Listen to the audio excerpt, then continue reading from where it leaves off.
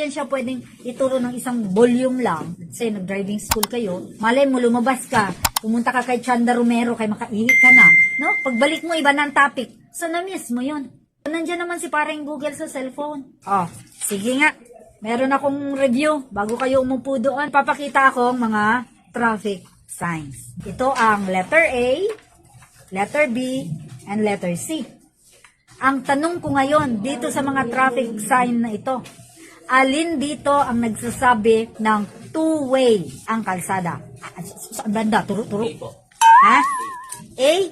O, ikaw ate. A, ang two-way na road. Uwi na kayo.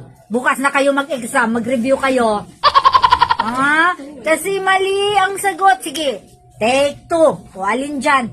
Ang nagsasabing two-way. Hindi pala ma'am, sorry ma'am. Ay, ang lakas ng ay niya. Ang traffic sign na nagsasabi na two-way ang road ay letter C. Walang tumama sa A and B. Paluin ko kayo. Ito ma'am, sa A po. Itong dalawa, nandyan yan. Yan usually yung dalawang arrow na nakaturo sa isang direksyon. Nagpapakita yan, one lane lang ang daan. So lahat, halimbawa, 3 lanes yan. O, tapos ito yung sign na kita mo ganyan. So dito lang kayo lahat dumaan. Isang lane lang ang pwede. Hay, naku. O, ito namang letter B, ang ibig sabihin, no, it is permitted na mag-drive. Di ba, may island yan. Pwede kang dumaan dito, pwede kang dumaan sa kabila. Ito yung nagsasabi ng two-way ang traffic. Syung, ha?